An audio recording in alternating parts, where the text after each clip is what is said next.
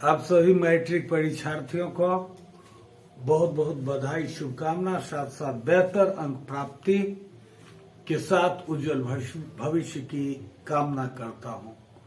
बच्चों, चूंकि मैंने आपके साथ प्रण किया था कि जिस रोज आप मेरे कैंपस में आए और परीक्षा के आखिरी दिन तक आपके साथ रहूंगा, तो मेरा हमेशा प्रयास है कि मैं आपके साथ रहूं और आपके लिए अधिक से अधिक जैसा जितना हो सके मदद कर सकूं। लेकिन आप में से बहुत बच्चे ऐसे हैं, कुछ मधुबनी चले गए, कुछ जयनगर चले गए और कुछ झंझारपुर में है। तो ऐसे परिस्थिति में प्रत्येक बच्चों के पास पहुंचना मेरे लिए कुछ कठिन सी होती है।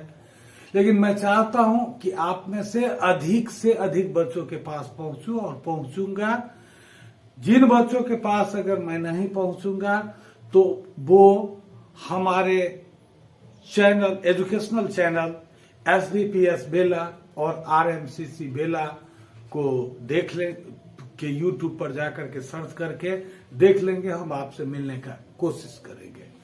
चलिए बच्चे, तो अभी मैंने कुछ दिन पहले आपको बताया था कि परीक्षा के जब 7 दिन बचे हो तो क्या करना चाहिए, 2 दिन बचे हो तो क्या करना चाहिए। आज मैं आपको ये बताना चाहूंगा कि परीक्षा जिस रोज हो उस रोज क्या करना चाहिए, परीक्षा के दिन क्या करें, परीक्षा के दिन क्या करना है, क्योंकि वह दिन आपके लिए बहुत महत्वपूर्ण होता है जिस दिन आपकी परीक्षा होती है। और वो परीक्षा का पीरियड आपके भविष्य के लिए, आपके जिंदगी में ऊपर तक जाने के लिए सबसे सुनहरा मौका है। आज तक जिंदगी में आपके पास ऐसा वक्त नहीं आया होगा जैसा वक्त की परीक्षा के दिन होगा। तो एकदम खुशी के साथ, हंसते हुए, इत्मीनान के साथ हम गौर से आखिरी वक्त तक ध्यान लगा करके इस बात को सुनते हैं और हम कोशिश करेंगे कि अधिक से अधिक अंक कैसे प्राप्त कर लें। तो चलिए, बेहतर अंक प्राप्त करने के लिए, अधिक अंक प्राप्त करने के लिए, अच्छी तैयारी करने के लिए मेरी बातों को गौर से अंत तक आप सुनते रहिए और बेहतर अंक प्राप्त करते रहिए। अब मैं आपको एक छोटी सी बात बताता हूं। 14 तारीख को, जो कि मैंने इससे पहले 14 तारीख मैथ की परीक्षा होगी, ये मैथ की तैयारी कैसे करें उस वीडियो में आपको बता दिया था। फिलहाल मैं बताता हूं 14 तारीख को, 14 को एक छोटी सी बात बताता हूं। 14 तारीख को, जो कि मैंने इससे पहले 14 तारीख मैथ की परीक्षा होगी, ये मैथ की तैयारी कैसे करें उस वीडियो में आपको बता दिया था। फिलहाल मैं बताता हूं 14 तारीख को, 14 तारीख को मैथ का परीक्षा देने के लिए आप 9 बजे चले जाएंगे, 1 बजे आप फ्री हो जाएंगे और दूसरी सीटिंग वाले बच्चे 4 बजे फ्री हो जाएंगे। अब देखिए, परीक्षा हॉल से निकलने के बाद परीक्षा कैसी हुई, कौन सा क्वेश्चन बना, कौन छूट गया, किसकी उत्तर क्या हुई, इन बातों पर नहीं जाना है। रिलैक्स हो जाना है, एकदम रिलैक्स। जो भी हुआ बहुत अच्छा। साथ साथ बहुत सारे दोस्त होंगे, रिश्तेदार होंगे, बहुत सारे लोग होंगे जो आपसे जानना चाहेंगे कि आपकी परीक्षा कैसे हुई। संक्षिप्त में आप बताइए। बहुत अच्छा, वेरी वेल, बहुत अच्छा, बहुत अच्छी परीक्षा है, हमने सब कुछ बना दिया। और किसी से जानने या समझने का प्रयास, जो परीक्षा बीत चुकी है उस परीक्षा के लिए किसी से जानने या समझने का प्रयास मत कीजिए, क्योंकि अगर ऐसा आप करेंगे तो आपके मस्तिष्क पर अतिरिक्त बोझ पड़ेगा और आप अगले विषय की तैयारी नहीं करेंगे। तो मैं आपको कहूंगा कि हमने देखा है, बहुतों बच्चों को देखा है, हजारों बच्चों को देखा है, मैं उनके साथ रहा हूं। होता क्या है, बच्चे सेंटर से निकलते हैं और सेंटर से निकलते हैं तो अपने साथियों को खोज करके, तुम्हारा डेरा कहाँ है, तुम्हारा घर कहाँ है, तुम कहाँ रहते हो, सारे लोग बात करते हुए, बाजार में दुकान को देखते हुए, कपड़े के दुकान को देखते हुए, सब कुछ करते हुए घूमते घूमते घूमते घूमते घूमते घूमते 4-5 घंटे का समय लगा देते हैं। उसमें 2 बात होती है, वो शरीर को इतना थका लेते हैं कि उनका शरीर काम करने लायक नहीं रह जाता है, वो बिल्कुल थक जाते हैं। एक तो परीक्षा से थके हुए हैं, दूसरी बात है कि वो टहलते बुलते हुए कभी इस दुकान पर गए कि कभी उस दुकान पर गए, तमाशा वाला खड़ा है तो उसके पास गए, इधर गए उधर गए, ये जाते जाते वो बिल्कुल थक जाते हैं। और थकने के बाद वो डेरा में आने के बाद ऐसा स्थिति होता है कि मैंने देखा है बहुत सारे ऐसे बच्चे हैं जो रात में खाना तक नहीं खाते हैं, एकदम इतनी गहरी नींद में सो जाते हैं कि यदि उनके गार्जियन नहीं होते हैं, माता पिता नहीं होते हैं, बड़े भाई नहीं होते हैं, चाचा जी नहीं होते हैं, पिताजी, तो वो बच्चे उठते भी नहीं है, बिना खाए हुए सो जाते हैं। क्योंकि बाजार के बहुत सारे सामान वो खा लेते हैं और बाजार के जो सामान खाते हैं उसमें कोई भी आपके लिए, आपके स्वास्थ्य के लिए बेहतर चीज नहीं है। तो आपके माताजी, आपके पिताजी, आपके बड़े भाई, आपके चाचा जी, आपके परिवार के अन्य सदस्य अभी से चिंतित होंगे कि आप परीक्षा के देने के लिए जाएंगे तो क्या खाएंगे। माँ जी बहुत सारे ऐसे पकवान तैयार करके देंगे जो आपके लिए बेहतर होगी। पापा भी बहुत ऐसे चीज व्यवस्था करके देंगे जिसको आप जब जरूरत होगा तो उस समय में आप खाइएगा।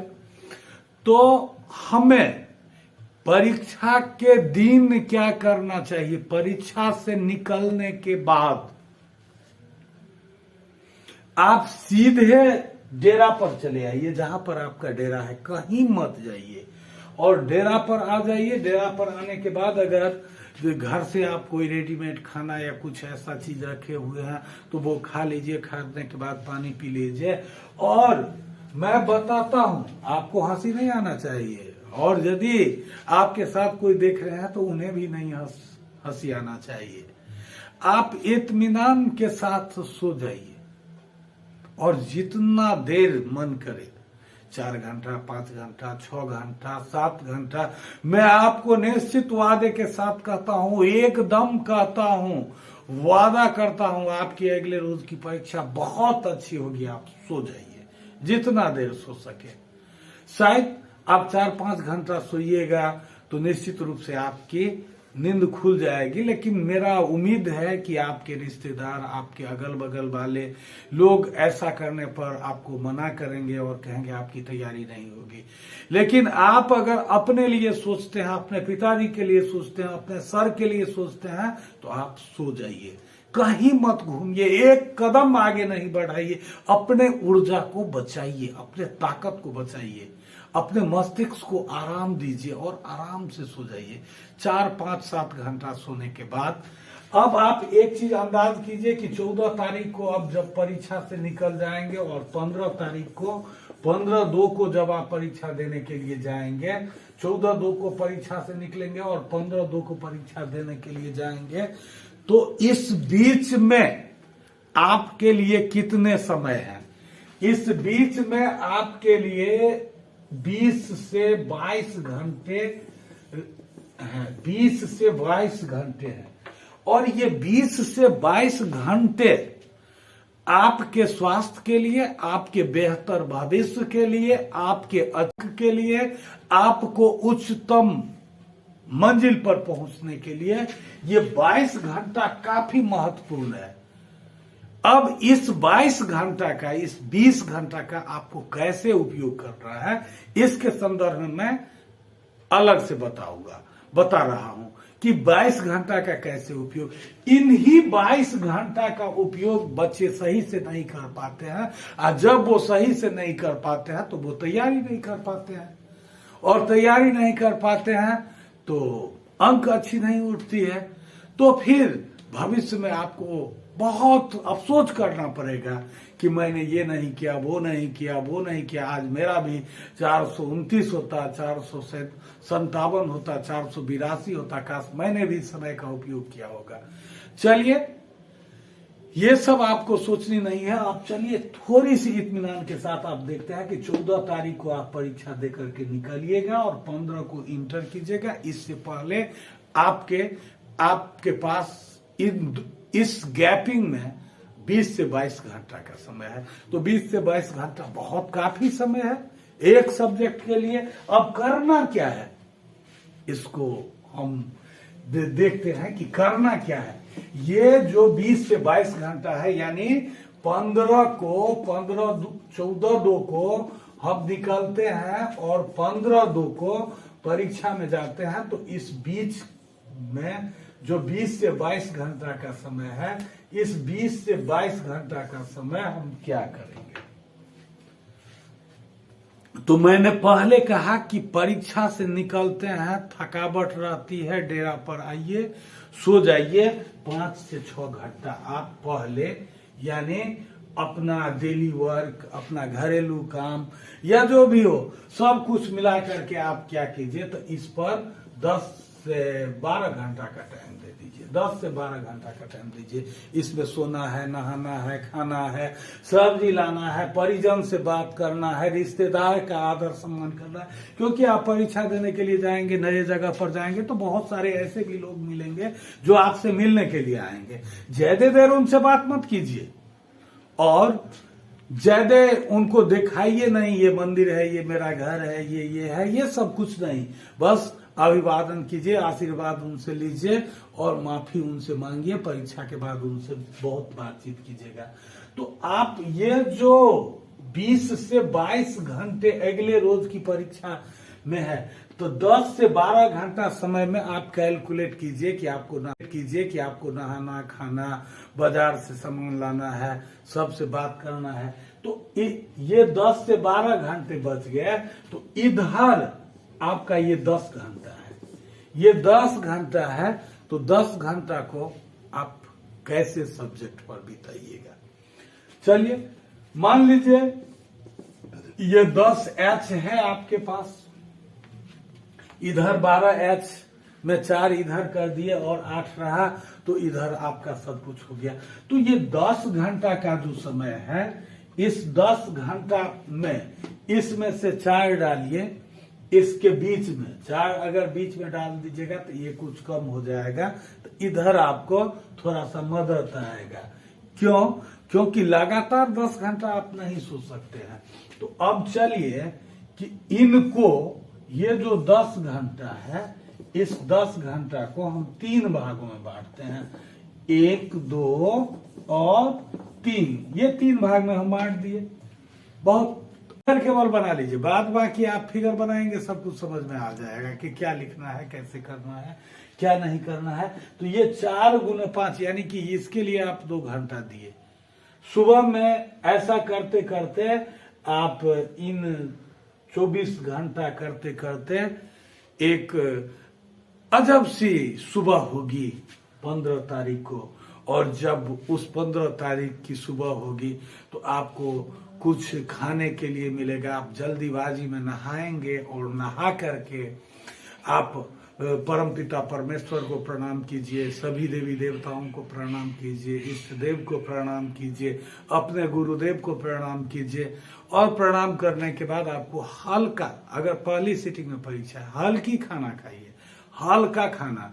और खाना खाने के बाद हो सके, संभव हो सके तो आप चावल न खाएं, रोटी खाएं, और दूसरा तीसरा अगर कोई चीज मिलता है तो वो खाएं। खाना खाने के बाद आप जब सड़कों पर जाएंगे तो आपको फिर एक अजीब सी दुनिया मिलेगी, जहां पर आपके बहुत सारे साथी होंगे। आप भी एकदम हंसते हुए, मुस्कुराते हुए आप परीक्षा हॉल में प्रवेश कीजिए। आपको प्रश्न मिलेगा, पहले नजर में आपको होगा कि हो सकता है कि इसमें से हमको एक भी नहीं, लेकिन प्रश्न को एक बार नहीं 2 बार गौर से पढ़िए, 3 बार गौर से पढ़िए। प्रश्न पढ़ने के बाद आपको पता चल जाएगा। हर क्वेश्चन आपके लिए आसान है, हर क्वेश्चन को आप बना लीजिएगा और निश्चित रूप से उस विषय में भी आप अधिकतम अंक प्राप्त कर लीजिएगा। ऐसा मेरा उम्मीद नहीं, दावा है, विश्वास है, और जरूर ऐसा होगा। आप करके देखिएगा। पुनः एक बार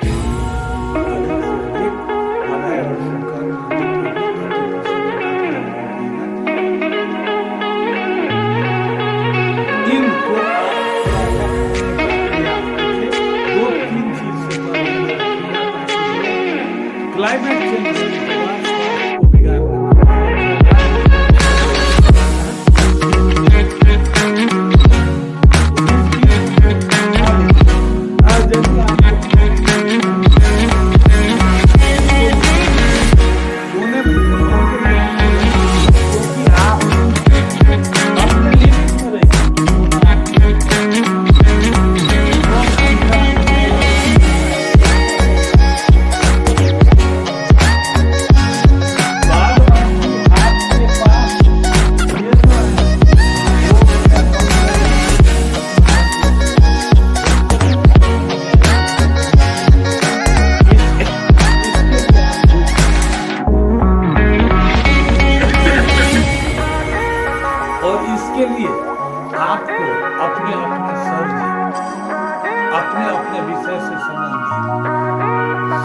सेलेक्टेड क्वेश्चन दिए, चयनित प्रश्न दिए गए हैं, चुन करके दिए गए, तो इसको याद करना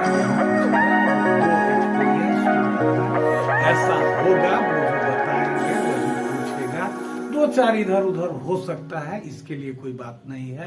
सबसे ज्यादा इसमें आपके लिए सहायक होंगे यहाँ जारी किया गया मॉडल पेपर, जो आपके लिए बहुत ही इम्पोर्टेंस और उपयोगी है। तो चलिए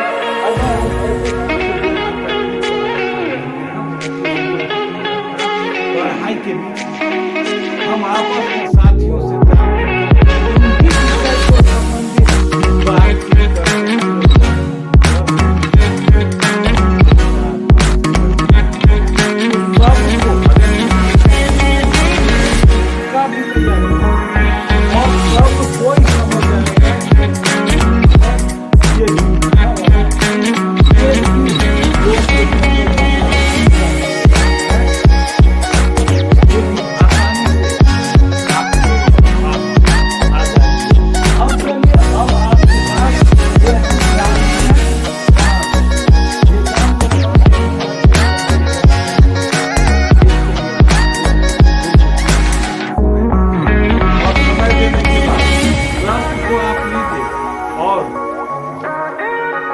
यदि ये सोशल साइंस का है तो आपके लिए आसान है, लेकिन साइंस का